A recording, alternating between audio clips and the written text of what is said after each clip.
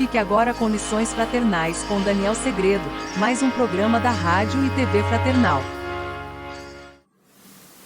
Olá, amigos e amigas da Rádio TV Fraternal, muito bem-vindos a mais um Lições Fraternais, mais um capítulo. Hoje nós chegamos no capítulo 44 do livro Religião dos Espíritos, né?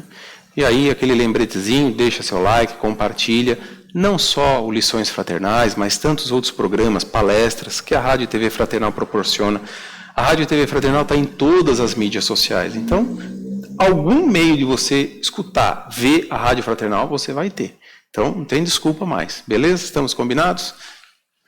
Vamos lá para o capítulo 44, Religião dos Espíritos, na Grande Barreira. Vamos ver o que tem para nos ensinar Emmanuel com a reflexão de hoje. A crônica terrestre costuma anotar esse ou aquele acontecimento em torno da morte dos chamados grandes do mundo. Carlos V da Espanha, soberano de vasto império, termina os seus dias na penumbra do claustro, experimentando o féretro que lhe carrearia o corpo para o sepulcro, à afeição de obsesso vulgar. Elizabeth I da Inglaterra, depois de manobrar largamente o poder, separa-se do trono, rogando desesperada: Senhor, Senhor, cedo todo o meu reino por 1 minuto a mais de vida.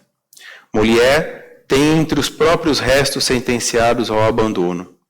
Napoleão, o estrategista coroado imperador, plasmou com punhos de bronze o temor e admiração em milhões de súditos, mas não soube guerrear o câncer que lhe exauriu a força vital na solidão de Santa Helena. Comte, o fundador do positivismo, superestimando o próprio valor, grita, desapontado, perante a fronteira de cinza: que perda irreparável. Mas assim como os reis e os conquistadores, os filósofos e os artistas se despedem da autoridade e da fama, legiões de criaturas de todas as procedências e condições deixam a terra todos os dias. Despojadas dos empréstimos que lhes honorificavam a existência, ante a grande libertação, guardam somente o resultado das próprias obras. Nem posses, nem latifúndios, nem títulos, nem privilégios, nem armas, nem medalhas, nem pena que fira, nem tribuna que amaldiçoe, nem depósitos bancários, nem caderneta de cheques na mortalha sem bolso. Imobilizam-se e dormem. E acordam, buscando os planos em que situaram os sentimentos, dando a impressão de estranha ornitologia nas esferas do espírito. Ornitologia é uma área da zoologia relacionada às aves, o estudo das aves. Almas nobres e heróicas renascem da letargia, quais pombos viandeiros, remontando a glória do firmamento. Corações dedicados à virtude e à beleza recobram atividade como andorinhas sequiosas da primavera. Preguiçosos despertam, copiando o insulamento das corujas que se aninham na escuridão. Viciados e malfeitores diversos ressurgem, à maneira de abutres, espalhando entre os homens os germes da peste. Faladores impenitentes reaparecem de praça em praça a repetirem solenemente conceitos que lhes vibravam na pregação sem obras, lembrando a gritaria inconsequente do bem-te-vi. Homicidas e suicidas, semelhantes a marrecos desavisados, reabrem os olhos nos abismos serpentários a que se arrojam por gosto. Não te esqueças, assim, de que terás também a boca hirta e as mãos regeladas na grande noite, e acende desde agora a luz do bem constante na rota de teus dias, para que a sombra imensa te não furte ao olhar a visão das estrelas. Esse é o capítulo 44, na Grande Barreira. Que grande barreira que ele está querendo dizer aqui? A passagem, né? A mudança do estado encarnado para o desencarnado, ou seja, a mudança da vida corpórea para a vida, da existência corpórea para a vida espiritual, que é eterna, que não cessa. Essa barreira, como se distingue uma vida da outra. E é exatamente essa questão que Allan Kardec fez no livro para os Espíritos, e está lá no livro dos Espíritos, a 159. Que sensação experimenta a alma no momento em que reconhece estar no mundo dos Espíritos? E a resposta? Depende. Se praticaste o mal, impelido pelo desejo de o praticar, no primeiro momento te sentirás envergonhado de o haveres praticado. Com a alma do justo, as coisas se passam de modo bem diferente. Ela se sente como aliviada do grande peso, pois que não teme nenhum olhar prescrutador. Prescrutador, exatamente. Essa questão 159 está lá no capítulo do Livro dos Espíritos, de volta do espírito, extinta a vida corpórea à vida espiritual, separação da alma e do corpo. Vamos lá. No mesmo raciocínio que somos todos espíritos, ora encarnados, ora desencarnados, a vida incessante e as existências diferentes.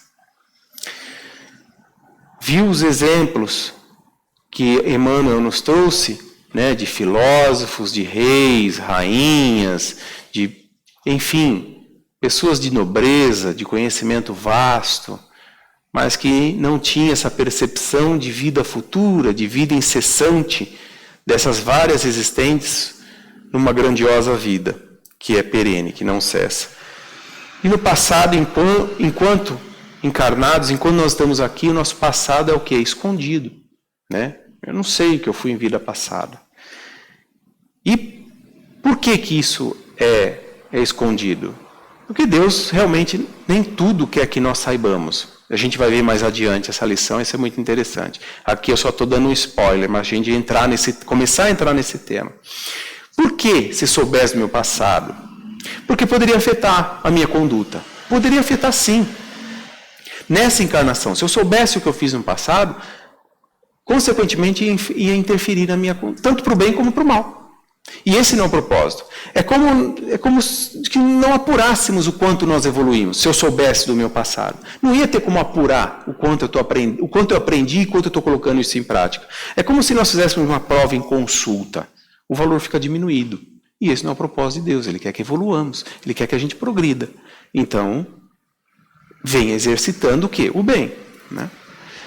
E por isso, a importância de se levar em conta de que a vida que eu levo aqui será a mesma que eu vou levar do lado de lá. Então, se eu sou apegado às coisas da matéria, consequentemente, as coisas do lado de lá, eu sentirei falta, porque não existe mais a matéria. Por isso, Chico narrava que ele tinha a clarividência, a evidência, que quando ele via no cemitério o quê?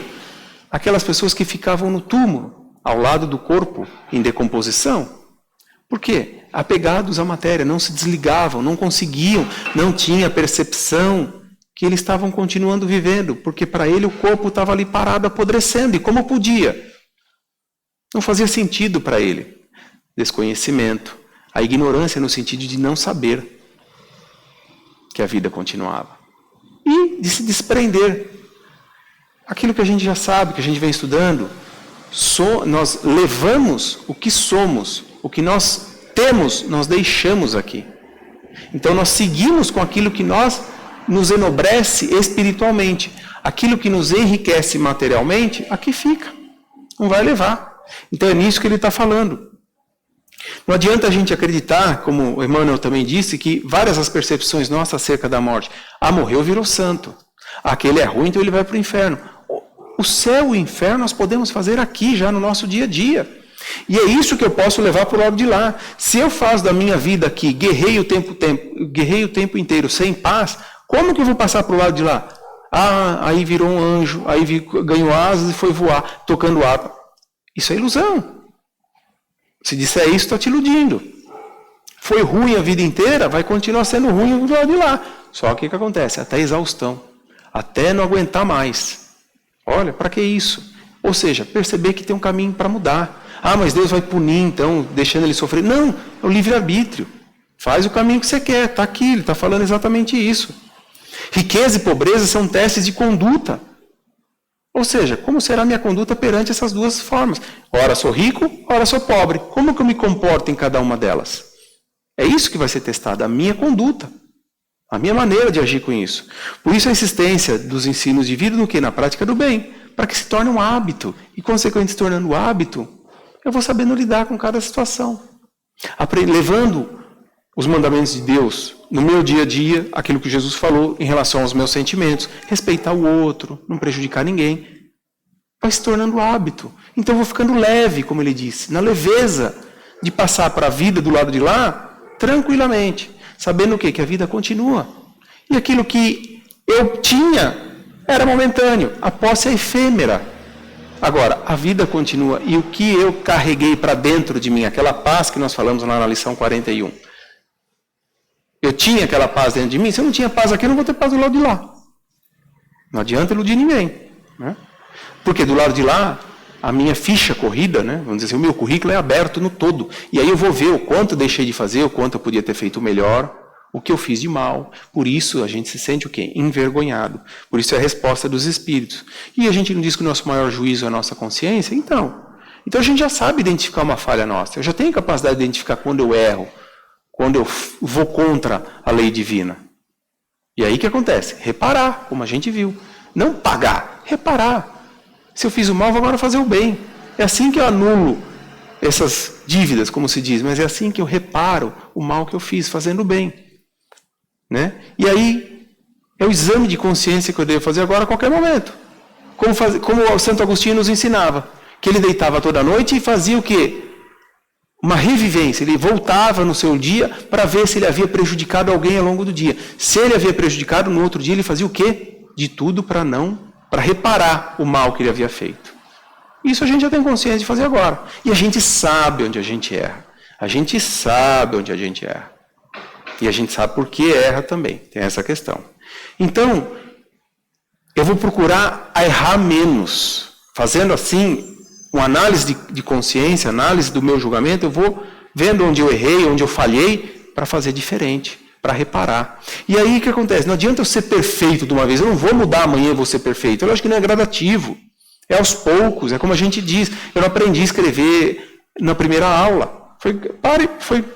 Foram vários passos, várias séries. Então, várias existências para eu aprendendo. Mas que eu comece a fazer dessa a melhor possível. Esse é o intuito. Porque assim, quando eu deixo de querer só a perfeição, mas eu procuro errar menos, eu sou mais cauteloso. E aí eu vou observando o que eu estou fazendo e como estou fazendo. É isso que vai importar. Sempre acertar, quero só acertar, se torna uma obsessão. Mas se eu procuro errar menos, eu sou mais cauteloso. Esse é o caminho. Faça exame de consciência. E aí, qual a sua reflexão sobre esse capítulo? Na Grande Barreira. Acha que vira santo depois que morre? Como que você acha? Faça uma reflexão aí. Eu vou ficando por aqui, mas a gente vai se ver na semana que vem, se Deus quiser. Até lá. Tchau.